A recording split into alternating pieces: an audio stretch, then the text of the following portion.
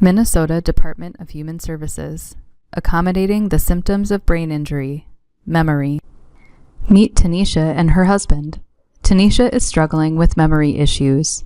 Listen to her husband describe a recent situation regarding everyday errands. Ever since my wife, Tanisha, returned from her second tour in Afghanistan, she seems to be so forgetful. Just the other day, I asked her to go to the store to pick up 3 things. When she got home, she didn't bring any of the items I had asked her to buy. Now the school just called, and she forgot to pick up the kids. Again. As you can see, Tanisha struggles with remembering details and responsibilities such as picking up her kids from school. We're now going to explore some techniques for addressing these challenges. Now we're going to talk about the problem of memory. Memory is a difficulty for individuals with traumatic brain injuries, quite common. It involves trouble recalling or remembering information, particularly new information. It is difficulty holding several thoughts at once, so many of us are able to track or hold on to multiple pieces of information and manipulate those in our head at the same time. And for individuals with certain types of memory problems, this is very difficult. Also difficulty organizing that information in our head, because you have to be able to constantly recall it, manipulate it, store it, recall it again, and so forth in order to do some basic things, again, important for us to be independent at work, at home, with friends, family, and the community. This oftentimes leads to difficulty with decision making or taking action. So some things to look for include inconsistency in performance or tasks of daily living. And oftentimes family, friends, supports, professionals will notice that an individual can do something one day but not later on that day or the following day. And especially the closer it is to the point at which the person had their brain injury, you may see some inconsistency. And even their recovery can be described as a sawtooth pattern, in that it's up and down from day to day, hour to hour, or sometimes week to week. They sometimes have difficulty recalling previously learned information, such as things that they learned in school, on the job, part of their career, or even biographical information from their earlier life or family. Those injuries that lead to having forgotten older memories are usually more severe brain injuries. They may have difficulty learning new information, which is extremely critical for success in the community, and this is a much more commonly found memory difficulty that people have. Some people think it's not as bad as having forgotten some of the older parts of your life, but in reality, the difficulty or inability to learn new information presents a huge barrier to being successful in the community and living independently. Individuals who have significant memory problems often appear to be inattentive. Attention is one of the areas that has to be intact for memory to be functioning correctly, and individuals just may seem to not be paying attention when in fact they can't remember some of the information well enough to keep engaged with it. Oftentimes they're unable to follow through with their activities and instructions, and some of this may overlap with other areas of difficulty. But again, without memory and without being able to store new information, what I did earlier today, what I had for dinner, who I spoke with, makes it really tough to follow through with doing things that you have or that you don't know that you have on your schedule. And they're oftentimes described as by themselves or even others as being quite forgetful.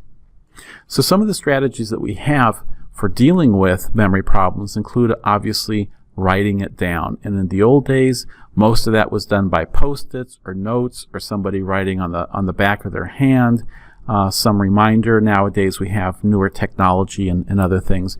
When possible, it is best to provide written summary of information. Nowadays, there's a lot of talk about providing handouts for individuals in groups and sessions and meetings, and that's not just to provide them with a written copy. That's to provide them with something that's going to prompt or remind them of what was discussed for individuals who have memory problems. Writing down appointments or keeping them electronically is vital and critical. Writing down action items for the day or week is also important. Otherwise, they go through the day or the week without remembering what their objectives or goals are, what important things there are for them to do, or critical meetings or appointments. And this last point here, cue them to record information in their calendar, is important. One of the things is it's not sufficient for some of these individuals to simply have a calendar to write things in. They may forget to write things in their calendar. They may forget that they've already been written in the calendar, and so they may need assistance with those things. Repetition is very important. Even for individuals who have difficulty with memory, repetition will often be helpful over time to help develop and establish some things that they can do as a routine in their daily life. Reviewing new information frequently can be helpful, as well as asking them to repeat back what they heard or learned in their own words. For individuals who are used to doing motivational interviewing with summarization, this is a perfect time to use some of those techniques, because with individuals who have brain injury, summarizing by you or by that individual can be very helpful in eventually developing some memory or recall for the information. Also, summarizing and synthesizing multiple points into one coherent statement is important. It's very beneficial for them not to have several different things to recall, but if you can chunk them or synthesize them into one main message, that's going to be most helpful. And then finally, obviously, we have some challenges for individuals, especially those who cannot remember to remember. That's the most difficult problem of all, is when folks aren't even aware that they're not remembering, that they're forgetting something. And so we have some strategies for that. Teaching compensatory strategies such as checking a calendar and writing down names is important. But again, they're going to need the help of other people to recall that they even have that. Teaching associations will help to trigger recall. So for example, brushing your teeth can be a cue for taking your medications. Putting things nearby, other things that need to be taken or used or applied, is very important, and medications is one of the areas to do this with. And then finally, practice and reinforcing compensatory strategies until they do become automatic. It can be frustrating because it can take a while, but with repetition, individuals with memory problems can be very successful with this. Now that you've learned a little more about memory in brain injuries, think about how this relates to Tanisha, her husband, and kids. What did you learn? What tools are you aware of that could help Tanisha and her family handle her daily routine? Resource: Accommodating the Symptoms of TBI, http://ohiovalley.org/information education/accommodating TBI/.